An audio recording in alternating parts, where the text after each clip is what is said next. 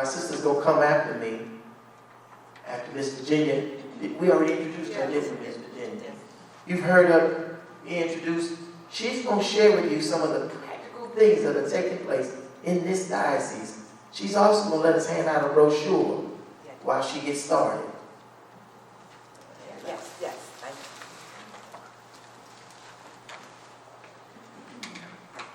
Thank you, Father Gerard. So Father Gerard is passing out our annual report of Catholic Social Services. Put down my things here.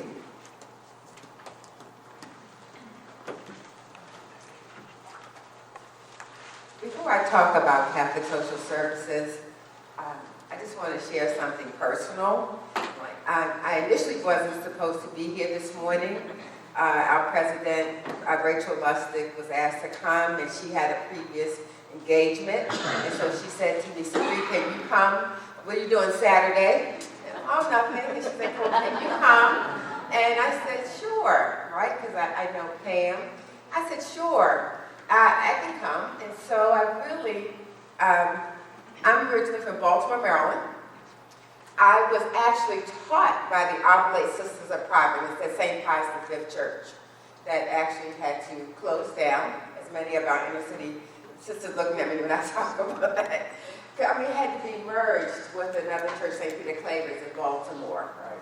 So our church was a beautiful, beautiful church. It's now abandoned, it's closed. So I wanted to say, so I really believe that I am here because God wanted me to be here.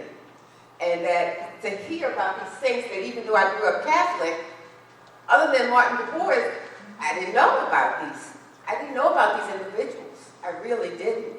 So I just think it's an honor to be here and to learn more about them. And I started doing, some research on the internet about them, to learn more about them and to learn more about Pierre Toussaint. And I'm like, oh my goodness. Look at what we do at Catholic Social Services that was started by somebody else. Who knew that? I don't think we knew that at Catholic Social Services. I worked at Catholic Charities in Baltimore. I know we didn't know that at Catholic Charities in Baltimore. Yet there's a connection.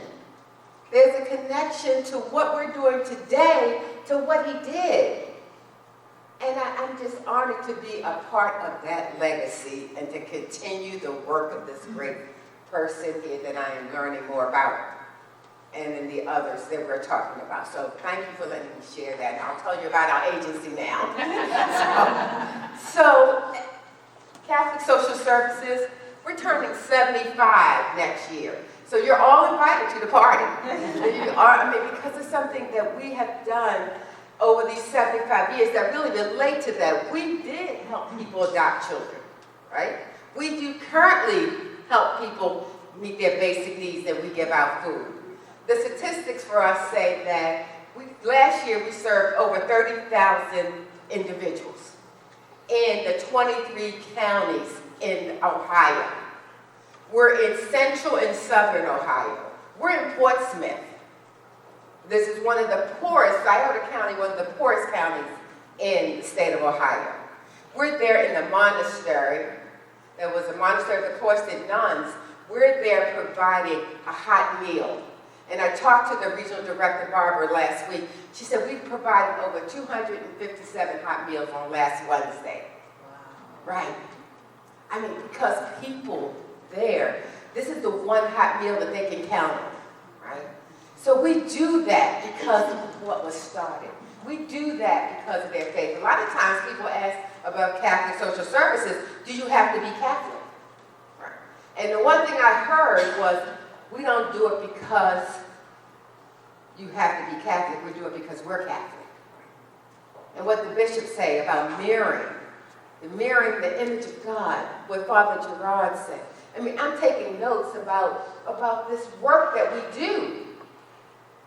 Because we do it because who we are in our belief. This is why we do it. That's why we serve over in both Portsmouth and at our Lady of Guadalupe Center. How many of you know about Our Lady of Guadalupe Center? Yes.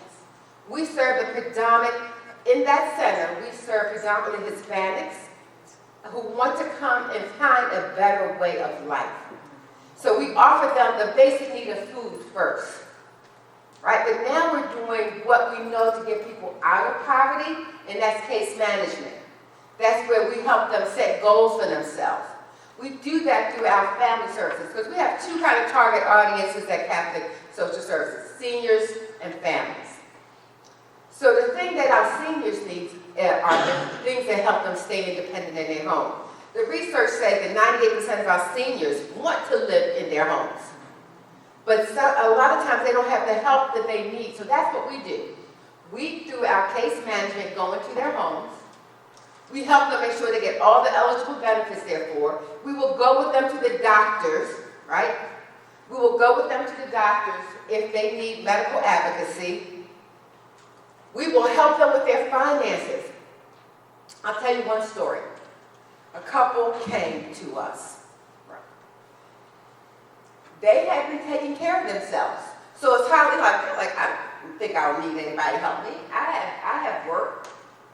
But as one of them fell ill, they lost their income. So now they're in trouble. So what does the husband do? They take out one of those predatory loans, but of course they wouldn't call that, right? So now their family's in jeopardy.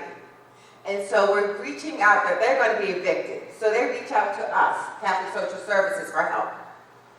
So we begin to work with them, one, to get them emergency assistance, so they stabilize their home. We start working with them with their finances. We help the wife get employment, so she has a part-time job, so we can help this one family. But that's one family of the 33,000 families, right? Or I can tell you the story of the mother who said, I don't want my child to have a childhood that she has to recover from. So yes, I am going to leave this domestic violence situation. She actually ended up in the shelter, and we have a program with the homeless shelter for women that are suffering, or men, it doesn't matter, who suffer from domestic violence, to get them out of shelter, to get them in a stable, affordable, safe, affordable housing, to help them get work, to help their children get in school, to help them find transportation when they need it. That's what we do. And look at the legacy we come from to do that. Right? That's what we do at Catholic Social Services each and every day, and I'm honored to be able to go to that office and do that kind of work and form partnerships. Or the person from the Guadalupe Center who came because he was threatened in his home country. He was threatened that his family was going to be killed. So he and his child, his daughter came and made their way here. He and his wife were separated. She came through a different way. And he finally was reunited with his daughter and came to our center and asked for help. And Daniel talked about his fear, and he talked about the trauma that his daughter experienced in trying to get to a place where they could feel safe. And that's what we do at our Guadalupe Center every day. We offer English as a second language. We give you food. We give you pro bono lawyers helping the clients that come that need to find a way that they can feel safe. How grateful are we and blessed are we that we in this room can feel safe? You know, our children can feel safe. So that's what we do as part of our continuation of the legacy of Catholic Social Services, of Catholic Services. And I'm just honored to be a part of that. When you look at our annual report, and there are numbers in there, right? There are numbers and statistics, but there are also stories. And I'll end on this last story, because I think this also tells you exactly. A woman was home, and she was having a cup of tea, and knock on the door came. And her daughter goes to the door, her daughter comes back and says, we have 10 minutes to get out of the house. 10 minutes. And she was a nurse, 51 years. You have 10 minutes to leave your home. And what she found out, as you'll read in the book, is that her daughter was addicted to opiates and had been taking her money, had not been paying her rent. She asked her daughter to move in to help her manage. And she had 10 minutes. She was so traumatized. She had a panic attack and ended up in the hospital. So you think that was enough? Well, when she came out of the hospital, everything was gone. she had a bag, her clothes, her years of 51 being of service as a nurse ended up in a plastic bag. And then Catholic Social Services came. How do you do that? I mean, you know, how do you do that? And yes, we helped her stabilize. We helped her get a home. We helped her manage her finances. So she says, I can be independent now, make my choices, right? We helped her do that because of the work that we do at Catholic Social Services.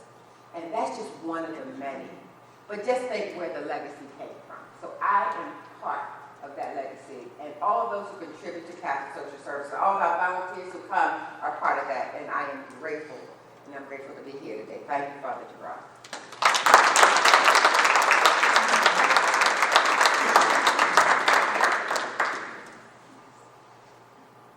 Now, we're going to give you an opportunity to ask questions, but we want your questions to be a prayerful dialogue, amen? Now, saints, I'm only 51, but I'm going to need you to help me, because if you start making statements, I'm going to redirect you. Forgive me if you're older than me. I know that's not polite for a younger man to redirect a senior person, but I will. This is not the time for your statements. This is the time for your questions. For example, dear friend, if my parish wanted to partner with Catholic Social Services so we could start a Catholic Social Service ministry in our church, how do we do that? Call me. Seriously, call me. I'm vice president of programs, so that is what I do as part of my work, is to help network and actually to do that, to actually bring us partners in the community to actually provide service. So really, that is. So in your parish, if you don't have some type of social services, the orphan, the hungry, the uneducated, support of religious women, the sick, if you don't have something that you are happy with, now, we all know how to do the food pantry. We all know how to run into the hospital, you know, say a prayer, get back in our Cadillacs and our Lexuses, and meet them there. That's not what we're talking about. We're talking about a new reimagining of social services that calls us into ministry where our brothers and sisters get a face and a name, and we journey with them, and we don't just go into our comfortable existence 24 hours a day and then take a break on the weekend, go in the hospital, run in there 20 minutes, and go back to our comfortable existence again for the next 24 hours a day. This man's example of being like Jesus, he walked with them, he talked with them. He could have ran away from them, but he didn't. If that ain't Jesus Christ, I don't know who is. And what his life does, it says, I have to partner with that which already exists. I don't want you to go back to your parents and tell them that they're deficient in their Catholic social services, because they're not. But how do we do better? Amen? This is your link in your diocese here, how you can increase your ministry, strengthen your ministry, and even reimagine it. Because guess what we didn't do around the country? Maybe I don't have this problem here in your diocese.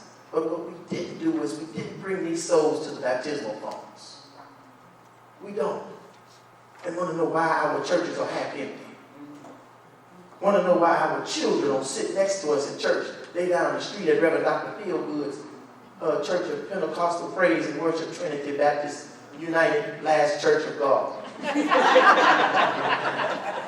And listen to the Reverend Dr. Feelgood's Prosperity Baptist ministry, sermon, whatever. Our purpose is to go and make disciples of all the nations, baptizing them in the name of the Father. And after we have fed them and housed them and clothed them, to go see about them once again, over and journey together. Amen? Amen. Thank you so much. We're going to say a prayer for the intercession of this great man. We wish we had prayer cards to give you. We apologize. But we give you homework assignment. We want you to go to the Pierre Toussaint website with the Archdiocese of New York. We also want to give you a challenge.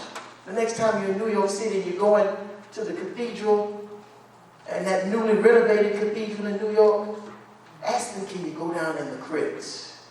Pierre Toussaint is the only person of his time that was laid in the crypt of the cathedral, because in 1989 his remains were transferred from Old St. Patrick's graveyard into the new cathedral, into the crypt, which is reserved for cardinals and archbishops and bishops. And he was given that privilege. And so the next time you're in that beautiful church, I think it's more than $3 million renovation, say, this is nice, but I didn't come to see this. I came to pray at the grave of Pierre Toussaint and beg his intercession for a miracle.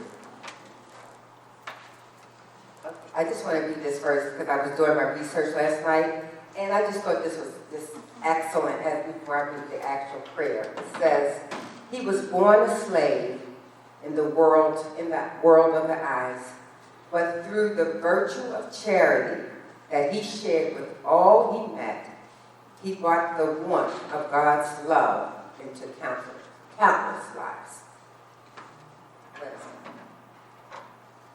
O virtuous Pierre Toussaint, son of Haiti, pray for all the poor and afflicted. Pray especially for your brothers and sisters in Haiti as they seek freedom from oppression or poverty and calamity. Through your prayerful intercession, strengthen the weak, enrich the poor, comfort the downcast, and inspire courage and hope among all who struggle each day. Amen. Amen. Amen. Questions? If you have a question, raise your hand about Pierre Toussaint or perhaps Catholic social services in this area. Well, that means y'all bored or we did a good job. If you got a question, please stand so everybody can hear you. This may be related to what you asked her, but how do we get to those folks before they get to that crisis? It may be related to just being more visible in the parishes, but what are your thoughts? I put you on the spot, I think. No, you're absolutely right. So I think what you're asking is, how do we stop generational poverty, right? That's really what it is. So that's through us, what we realize is that we have to work on, and then I'll just say this, we have to work with our mothers in particular, and our fathers, but our mothers, because so many things that happen to the children come from the mothers. So what we're doing now through our programs are to work with the mothers so that their children will have a better life. So we're always looking for mentors for these women and for these families. So that's another way that we can help. If we help the parent, we will help the child. If we can get the mother in the place where she can take care of her family, or the father can take care of their family, that will hopefully help us end generational poverty. So the short answer is maybe a mentoring ministry. Maybe in your parish you can go back and establish the Pierre Toussaint mentoring program and put a face on it. Perhaps, I don't know what you're going to do when you get home, but you have to include him in your lineup of what you're doing if you want to help this cause move forward. You have to hang this beautiful picture. It's not copyrighted. You can Google it, it'll show up.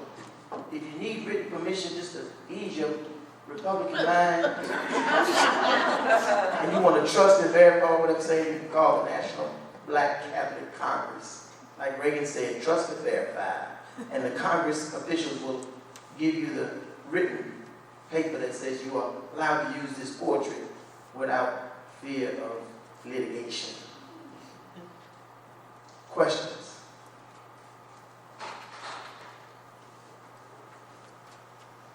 Y'all want to make a comment, don't you? Who wants to make a comment or make a statement?